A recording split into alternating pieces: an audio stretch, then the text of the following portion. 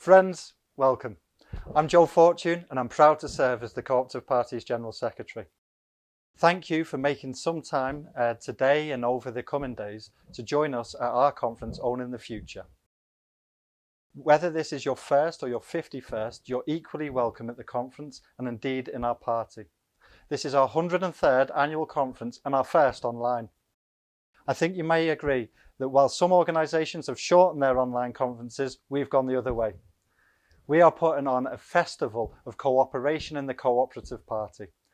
Over the next 7 days, there will be something for everyone, and it will cover a wide range of our work. Friends, what could possibly go wrong? We've got the most amazing programme which reflects our role straddling two of the most successful social movements this country has ever seen, the labour and cooperative movements. Alongside hearing from our new NEC Chair, Jim McMahon MP, we will have our first conference where we're addressed by the leader of the Labour Party and a Labour and Cooperative Shadow Chancellor.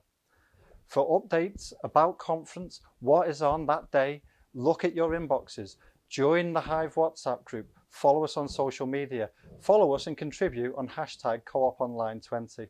I could wax lyrical all morning as to the inspiring content and engaging pieces we have ahead of us. I encourage you to flick through, take it all in, find something for you. I would like to thank the Conference Arrangements Committee and our party staff team for the work they have put into this event. You can check the Owning the Future Conference Hub on our website for the whole programme. If you're watching me right now on our website, then you've already managed to find your way to our Conference Hub. But if you're joining us on YouTube or Facebook, you can check out the hub by visiting www.party.coop/conference20.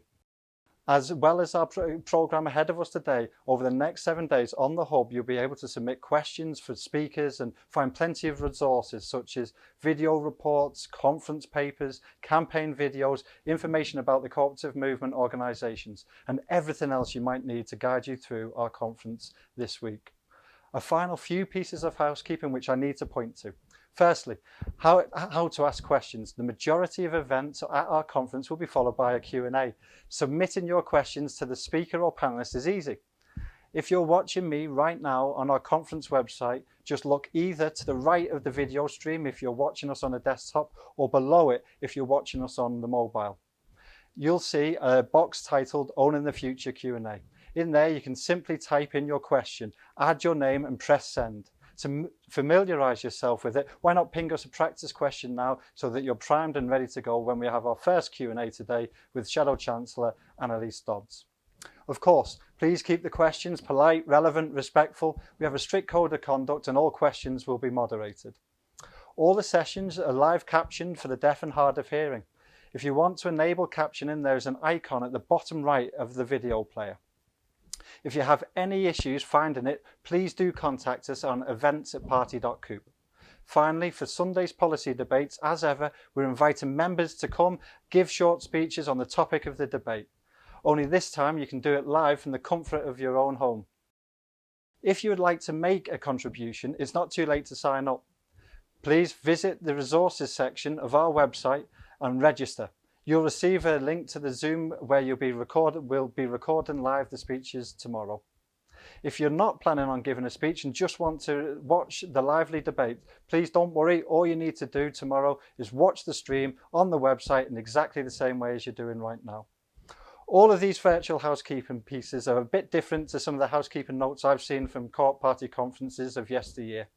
Some of the more extraordinary ones revolved around ensuring that the local mayor of the town where the conference was held in received tea sets, watches or flowers. Friends, in many ways, we're the perfect blend of the new and the old, in the same way that the banner here behind me is. This Centenary Banner, with many of our movement's heroes stitched onto it, people like the inspirational Ted Graham, who sadly passed away through lockdown. The banner was traditionally made by the Durham banner makers just 3 years ago. It ably combines the new and the old. During this conference and in the party generally, we have brand new members sitting alongside cooperatives who have been successfully trading since Queen Victoria was on the throne. We will be debating and discussing the ideals and ideas which have ricocheted down through the ages and now being applied to the most current of challenges. Before turning to these challenges, I'd like to say a few words about one of our party's greatest strengths, our people. This year has pushed us in a collective sense to our very limits. I would like to thank each and every one of you for your involvement and commitment to us and the causes of the Co-operative Party. This year we've seen many long-standing members of our NEC stand aside.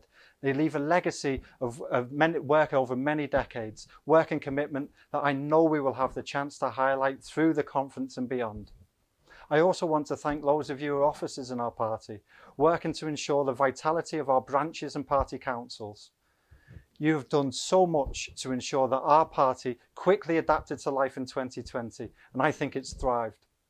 Thank you to our elected representatives too, who working with our members have strived to ensure that our voice is heard at the decision-making tables when it has been needed most.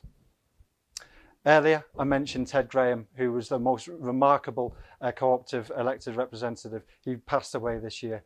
Ted was a lifelong co-operator, a former General Secretary of the party who went on to serve the movement in both Houses of Parliament. Ted was a great source of support for many, including myself, and he is sadly missed. In September, we also suffered the sad news that our NEC chair, Chris Harries, unexpectedly passed away. Chris was a great chair, and it was by no means just me who really enjoyed working with her. Chris leaves a huge legacy of cooperative work, spanning cooperatives large and small. She was also a great Labour and cooperative councillor. One of the things which became clear in the aftermath of her untimely death was just how many individuals she had mentored over many years. I'm glad that we're well on our way to developing a lasting mentoring scheme which will be named in Chris's memory. With this scheme, we will ensure that we not only continue our cooperative mission that she believed in so much, but the mentoring work she quietly got on with. Ted and Chris and all cooperators who have passed away this year inspire us and spur us on into the future. I want you to join with us in building that cooperative party's future. I want you to build upon the record high membership and go well beyond. I want the cooperative party's voice to be heard louder across the myriad of ways we engage with politics and news.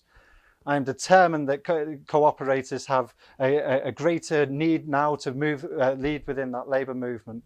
We have record numbers of cooperators in the shadow cabinet, but I want record numbers of cooperators in every meeting in every part of the Labour movement.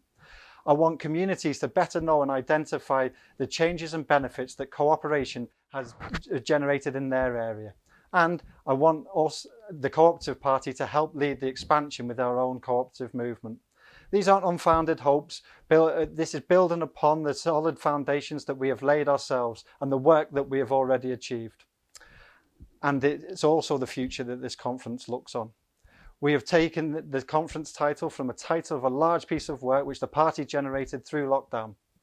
Whilst the party was rapidly changing its way of operation and campaigning for immediate issues for our movement and our communities, we were also starting to think about how our models, our values and principles will be needed in what comes next. I encourage you to have a look through that full work, and you'll have a chance to reflect upon it and its ideas as we go through this event. The period of time that we're looking towards will be some of the most challenging that our country has ever faced. The continuing public health crisis and the economic outlook has fast-forwarded our country's need for change. Change away from business as usual, change towards a more cooperative and compassionate way of being. We who hold conviction for cooperation know that our values and principles of widening ownership and decision making will generate a more resilient economy, a more productive economy, and more sustainable communities around this country.